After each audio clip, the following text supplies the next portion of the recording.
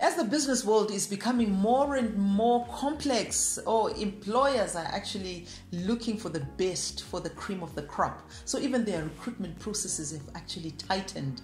Long ago, you would actually go for one interview and you would actually be hired if you were successful. But nowadays, there is so many processes that one has to go through. So all of you need to understand that you need to really adequately prepare yourselves. And I'll go through the stages that the employers actually go through as interview processes. And you have to prepare yourself in all these interviews so that at least you can become successful. So first of all, the first one, the stage one, is actually a telephonic interview.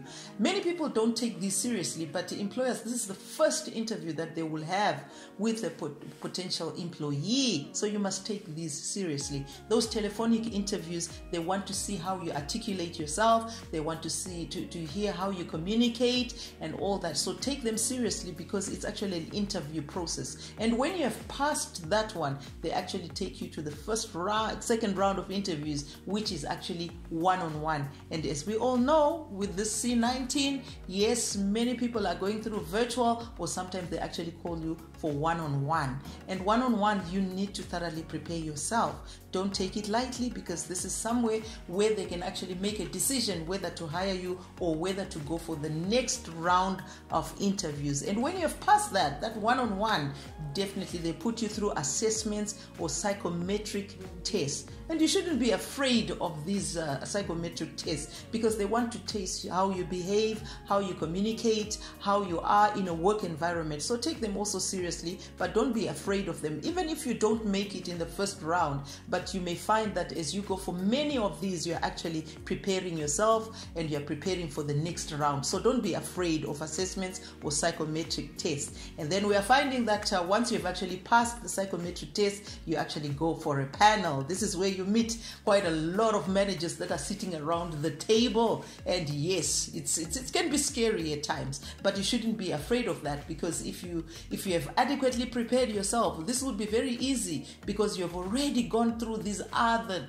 tests and you have already passed. So that round of interviews where there is a panel, take them seriously and prepare yourself very well, so that you hit the ground running when you walk into that office and you see many faces that are actually looking at you. So once you have actually passed that round of interviews where you have been interviewed by a panel, you should get excited, because this is the time probably where they are saying, let's check your reference checks. Oh yes, now they are even going into your social media. They actually go back to your tertiary institution to find out your character, what kind of a person you were, and they talk to people that are around you. If you've worked somewhere, they will definitely call them to do those reference checks. So it's important to keep your character in check, or the way you do things, so that when they call them, they will give you a good reference. And even your social media, be very careful what you post there, because when they check your social media platforms, all they're trying to find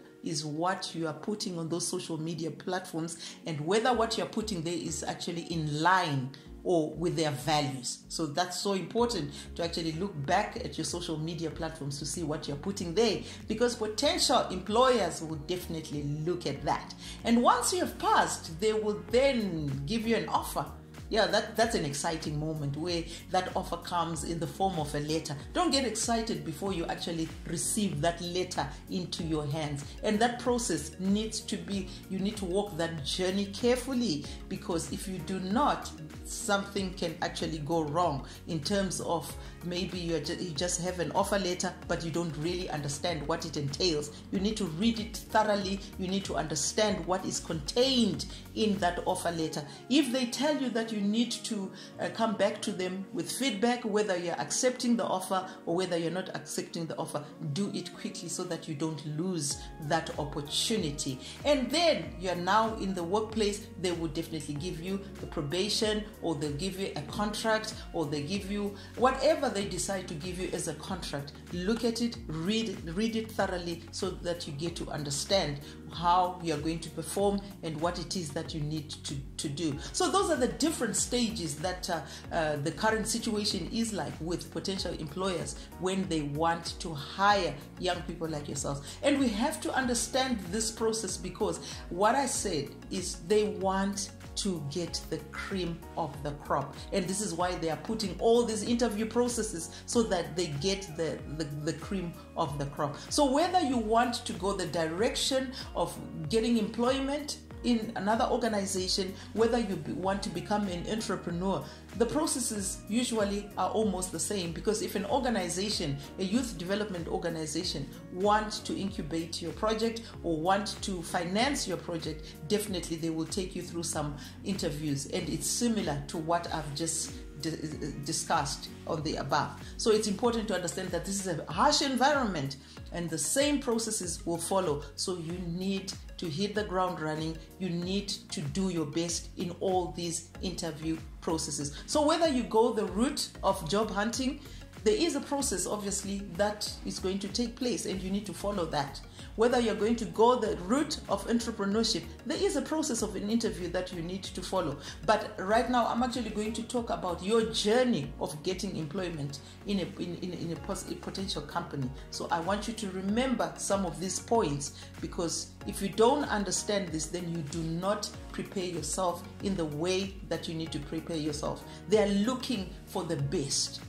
So going through all these interviews, that needs to be at the back of your mind, that you need to be that distinguishing factor. And you need to understand that you're not only competing with your peers, you're not only competing with graduates that are coming from Rosebank College. So your CV needs to look good. They look at many CVs. When they advertise an entry-level position, they are looking for the best CV. So every stage that you go through in your job hunting process, it needs to be the best. And remember, looking for a job is actually a full-time job. You have to be organized. You have to plan it carefully. You have to structure it. And you have to put your all into it, so that when you go through all these processes, remember, they are looking for the best. So as you prepare for an exam, it's the same way that you need to prepare for all the stages of an interview.